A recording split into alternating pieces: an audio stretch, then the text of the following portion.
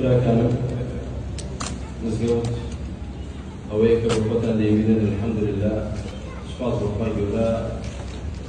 مسلمانێکی زۆر ڕووی تێدەکات و نەک لە دەرەوە لە ژوورەوە جێگا نابێت لە دەرەوەش جێگای نییە و هەروەها وەکو پێویستی شوێنی دەستنوێژ و تەرتیباتی نییە یەکی ئەومانەیە خۆی گەورە بۆمان ئاسانکە ئینشاءالله لە دوای جەژن دەست بە تێکدانی دروستکردنەوەی یا گەورەکردنی بکەین بەڵام بە دوو مەرج نامانەوێت ئێستا بگەڕێین بڵێین هاوکاری تۆکەینەوە نە دروستکردنەوەی ئەو مزگەوتە گەورەیە زۆری دەوێت بەڵام کەسانی گەورەشی دەوێت نەک لە پارەدا لە ئیماندا ئینشاءالله کە بەم شەوە نیەتی لێبێنێ بۆی بروستێ ئینشاءالله لەم شەوی 27 کە ڕقەمی تەلەفۆن دادەنین ئینشاءالله و لیژنەیەک دادەندرێت هەر کەسێ بیوێ بەشداری بکات لە دروستکردنەوەی مزگەوتە و گەورەکردنی ئینشاءالله پەیوەندی بکات و لەگەڵ لیژنەکە قسە بکات و دەتوانێت چەندێک هاوکار بێ ئینشاءالله بۆ دروستکردنەوە و گەورەکردنی چونکە بەڕاستی ئەوەتە کە دەیبینم زەیقەتە و وەکو پێویستیش نییە مزگەوتێکە کۆنە خۆی گەورە بۆ خاتی ناو جوانەکانی خێر و پاداشتی کاک حاجی ڕەزا بنووسێ و لێی خۆش بێ و قەدری بۆ فراوان بکا و لێی ڕازی بێت لە سەرەتا مزگەوتەی دروست کرد دوایی بەیەکەوە گەورەمان کرد ئێستاش هەر بە مشاوەرەی بنەماڵەی ئەوان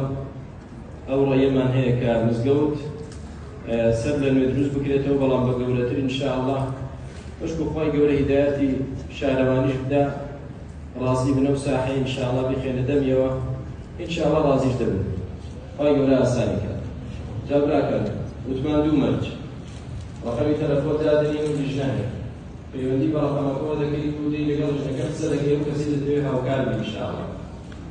کە داهاتەکە گەیشتە ئەو ئەندازەیی یعنی بتوانین فعلا دەستی پێ بکەین تێکی دەین و دروستی کەینەوە ئەوە ئەو کارە دەکەین کە مەرجی دووەمیش حکوومەت ڕێگەمان پێ بکات لەگەڵ مدیرە ئەوقافیش قسە کردووە ئینشاءالله لەگادەدەن ئاسان دەبێت ئەگەر داهاتەکە یا هاوکاریەکان نەگەیشتە ئەو ئەندازەیە بەشی ئەوە بکات ئەوە تەنها مەتەلەن ئەو دەستەکان و شوێنی دەستنوێژ و زۆرێک تەرتیبات و دەستکاری گەورەکاری بۆ دەکرێت ئینشاءالله بەڵام ناتوانین تێکی دەین گەورەتر و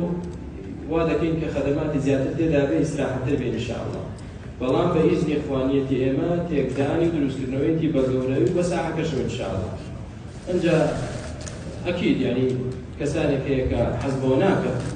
کە مزگەوت گەورە بێ ماڵی خوا فراوان و ئاوەدان بێ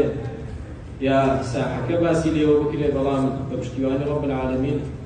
گەورەش دەکرێت ساحەکەشی بەدەمەوە دەدرێت ئینشاءالله خوای گەورە یارمەتیماندا بە حەول و قووەتی ئەو پاشان هیمەتی ئیماندارانی وەکو ئێوەی بەڕێز ئینشاءالله ساڵێکی تر ڕەمەزان لەو مزگەوتە گەورەدا دەکەن ومێدمان وایە جا بە پشتیوانی خوای گەورە ناڵین واحد بێ ئەوە خوای گەورە خۆی دەزانێت بەڵام ومێدمان وایە ئینشاءالله ساڵێکی تر بێنەوە لە مزگەوتێکی گەورەتر و ئیسراحەتتردا نوێژ بکەن کە جێگای خواپەرستیەک بێ لەسەر سونەت لەلایەک و شوێنێکی یعنی جوان و ڕێکوپێکیش بێ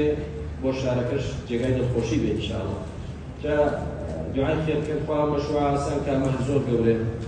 بۆ ئەوەش کە یارمەتی بدا ئینشاءالله بە مادی بیسان هەر گەورەیە خوا خێری هەموو لایەتان بنووسێ وبارك الله فيكم والسلام عليكم